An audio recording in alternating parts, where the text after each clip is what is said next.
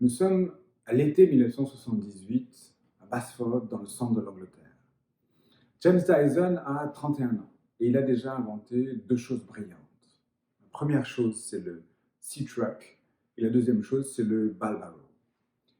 Le Sea Truck, c'est un bateau à fond plat, ce qui permet d'amener des charges lourdes, comme par exemple des camions, jusque directement sur la plage. Et puis le Balbarrow, c'est une brouette, en gros, où on a remplacé la roue par un ballon.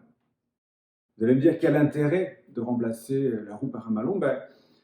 Le ballon est beaucoup plus stable et puis, souvenez-vous, on est en Angleterre, il pleut beaucoup. Dans la boue, la roue s'enfonce alors que le ballon reste à la surface. Ce sont donc deux inventions brillantes.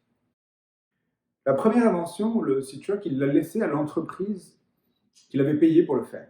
Et puis avec la deuxième, le Balbarrow, il a créé sa propre entreprise avec des gens de sa famille.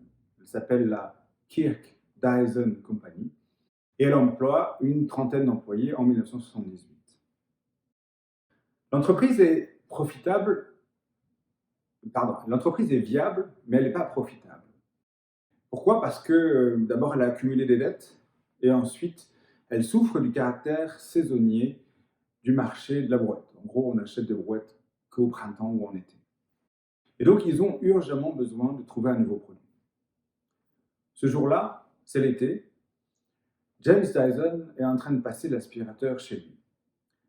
Il vient d'acheter l'aspirateur, il est neuf, et il a acheté l'aspirateur le plus puissant qui existait sur le marché. Pourquoi? Parce qu'il a du parquet dans sa maison. Et donc voilà, scène d'une grande banalité, il est en train de passer l'aspirateur chez lui. Mais voilà, très rapidement, au bout de 2 pièces, écrit-il dans ses mémoires, qui s'appellent Against the Odds en anglais, dans la cour des grands français, il dit, au bout de 2 pièces, la puissance de mon aspirateur a quasiment disparu. Il le sait comment? Il le sait en enlevant le petit bout de l'aspirateur et puis en collant sa main devant, il s'aperçoit qu'elle ne tient quasiment plus. Alors, assez naturellement, il fait ce que tout le monde aurait fait, il remplace son sac d'aspirateur par un sac neuf. Là, ça marche. Instantanément, la puissance revient. Mais voilà, au bout de 2 pièces supplémentaires, elle disparaît encore une fois. Alors là, il est un peu énervé, il s'assoit et puis il commence à réfléchir. D'abord, il se souvient d'une sorte d'épisode, juste avant, où il avait plus de sac. Et donc, pour continuer à passer son aspirateur, il avait pris un vieux sac, vidé son contenu et puis remis le sac dans l'aspirateur. Et là, il s'est aperçu de la même manière qu'il n'y avait plus d'aspiration. Et puis à ce moment-là, il se lève, il ouvre la machine, il prend son sac d'aspirateur, il met sa main à l'intérieur et puis il regarde ce qui se passe, il essaie de comprendre. Et là, il comprend tout d'un coup quelque chose qu'il n'avait pas compris. En fait, il y a une fine poussière qui se dépose sur ses mains et il comprend que cette fine poussière, quand elle arrive dans le sac, elle bouche les pores de l'aspirateur. Et donc l'aspiration est empêchée. C'est comme si le sac faisait une barrière, en fait.